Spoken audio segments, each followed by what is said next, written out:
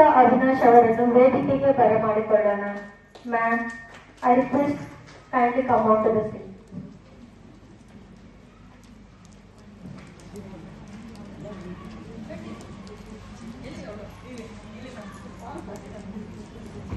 ಕುಮಾರಿ ಜ್ಯೋತ್ಸ್ನಾ ಅವರ ಅಪ್ರತಿಮ ಪ್ರದರ್ಶನಕ್ಕಾಗಿ ನೆನಪಿನ ಕಾಣಿಕೆ ಕೊಡಬೇಕೆಂದು ಮಾಳವಿಕಾ ಮೇಡಮ್ ಅವರನ್ನು ವಿನಂತಿಸುತ್ತೇನೆ.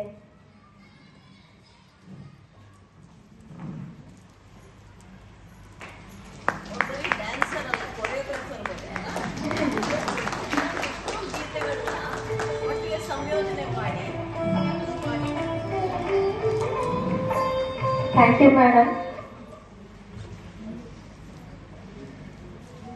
ಎಲ್ರಿಗೂ ನಮಸ್ಕಾರ. ಸುಮಾರು ಹೊತ್ತಿಂದ ಎಲ್ಲರೂ ಕೂತಿದ್ದೀನಿ ಅಂತ ಕಾಣುತ್ತೆ. ಕೂತೇ ಜಾಗದಲ್ಲಿ ಕೂತಿದ್ರೆ ಕಷ್ಟ ಅಲ್ವಾ? ಅದ್ರಲ್ಲೂ ನಿಂತರ ವೈದ್ಯರಿಗೆ, ನನಗಿಂತ ತುಂಬಾ ಓದಿರೋರು ನೀವೆಲ್ಲ, ನಿಮ್ಮನ್ನು ಉದ್ದೇಶಿಸಿ ಮಾತನಾಡೋದು ಹೇಗಪ್ಪ ಅಂತ ನನಗೆ ದಿಗ್ಲು. ಇಂಡಿಯನ್ ಮೆಡಿಕಲ್ ಅಸೋಸಿಯೇಷನ್ನ ಈ ರಾಯಚೂರಿನ ಅಧ್ಯಾಯದ ಅನೇಕ ಮುಖ್ಯಸ್ಥರು ಮತ್ತು ಸದಸ್ಯರು ಇವತ್ತು ಇಲ್ಲಿ ಈ ಮಹಿಳಾ ದಿನಾಚರಣೆಯ ಕಾರ್ಯಕ್ರಮದಲ್ಲಿ ಉಪಸ್ಥಿತರಿದ್ದೀರಿ. ನಿಮ್ಮೆಲ್ಲರಿಗೂ ನಮಸ್ಕಾರ.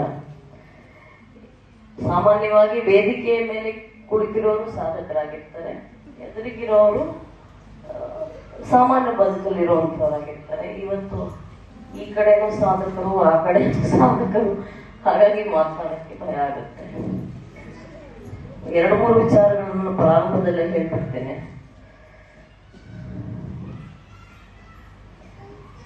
ನಾನು ಇಲ್ಲಿ ಬರೋದಕ್ಕೆ ಕಾರಣ, ನನ್ನ ಕಾಲೇಜಿನಲ್ಲಿ ನನಗೆ ಅವರು ಸೀನಿಯರ್ ಆಗಿದ್ರು. ಪ್ರಭುಲಿಂಗ್ ನವಾದ್ಗಿ, ಜಸ್ಟಿಸ್ ನವಾದ್ಗಿ ಅವರ ಸುಪುತ್ರ ಮತ್ತು ಕರ್ನಾಟಕ ಕಂಡ ಹೆಮ್ಮೆಯ ವಕೀಲರವರು. ಅವರು ಅಡ್ವೊಕೇಟ್ ಜನರಲ್ ಆಗಿ ಕರ್ನಾಟಕದಲ್ಲಿ ಕೆಲಸ ಮಾಡಿದ್ದಾರೆ. ಬಹಳ ಹೆಮ್ಮೆಯ ವಿಷಯ ಒಬ್ಬ ವಕೀಲರಿಗೆ. ಅದು ಅವರು ಚಿಕ್ಕ ವಯಸ್ಸಿನಲ್ಲೇ ಆ ಸಾಧನೆಯನ್ನು ಮಾಡಿದಂಥವ್ರು. ಅದರ ಜೊತೆಗೆ additional solicitor general of India ಆಗಿದ್ದವರು. ಹೀಗೊಬ್ಬ ಕಾಲೇಜಲ್ಲಿ ಓದುವಾಗ ಭಯ ಆಗ್ತಾ ಇತ್ತು ಅವ್ರನ್ನ ಮಾತಾಡಿಸೋಕೆ.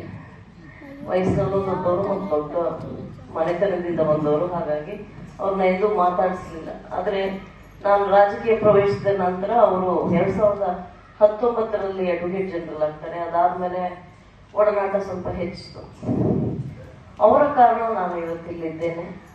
ಅವರ ಸಹೋದರಿ ಉಮಾ ಅಕ್ಕ ಅವರು ಮತ್ತು ಮಾಲಿಂಗಪ್ಪ, ಡಾಕ್ಟರ್ ಮಾಲಿಂಗಪ್ಪ ಇವತ್ತು ನನ್ನ ಇಲ್ಲಿಗೆ ಬರುವಂತೆ ಅವರು ಆದೇಶ ಮಾಡಿದ್ರು, ಹಾಗಾಗಿ ನಿಂತಿದ್ದೇನೆ. ಅದು ಪ್ರಭುವಿನ ಆದೇಶವೂ ಹೌದು, ಪ್ರಭುಲಿಂಗರ ಆದೇಶವೂ ಹೌದು, ಹಾಗಾಗಿ ಇವತ್ತಿಗೆ ನಿಂತಿದ್ದೇನೆ.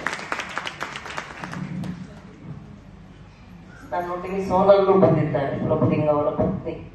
ಬೆಳಗಾವಿಯ ಬಹಳ ದೊಡ್ಡ ಕುಟುಂಬವನ್ನು ಸೇರಿದವರು ಸೋನಲ್.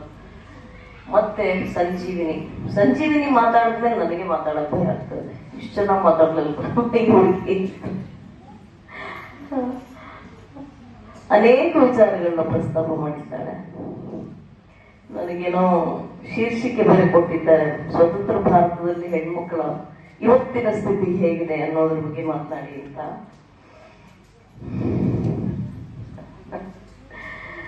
ಇವತ್ತಿನ ಸ್ಥಿತಿಯನ್ನ ಮಾತಾಡ್ಬೇಕು ಅಂದ್ರೆ ಸ್ವಲ್ಪ ಹಿಂದಕ್ಕೆ ಹೋಗ್ಬೇಕಾಗತ್ತೆ, ಸ್ವಲ್ಪ ತುಂಬಾ ಹಿಂದಕ್ಕೆ ಹೋಗ್ಬೇಕಾಗತ್ತೆ. ಯಾಕೆಂದ್ರೆ ಈ ನೆಲ, ಈ ಭೂಮಿ, ಈ ನಾಗರಿಕತೆ, ಈ ನಮ್ಮ ಸಂಸ್ಕೃತಿ ಪರಂಪರೆ ಇವೆಲ್ಲವೂ ಬಹಳ ಹಳೆಯದು. ಸುಮಾರು 10,000 ವರ್ಷಗಳ ಇತಿಹಾಸದ ಕುರುಹುಗಳು ನಮ್ಮ ಹತ್ರ ಇದೆ. ಪ್ರಾಯಶಃ ಯಾವುದೇ ನಾಗರಿಕತೆಗೆ ಅದು ಲಭ್ಯವಿಲ್ಲ. ನಾವು ಮಹಾಭಾರತ ಅಂದ ತಕ್ಷಣ ಸುಮಾರು 5,500-6,000 ವರ್ಷ, ಮತ್ತು ಮಹಾಭಾರತ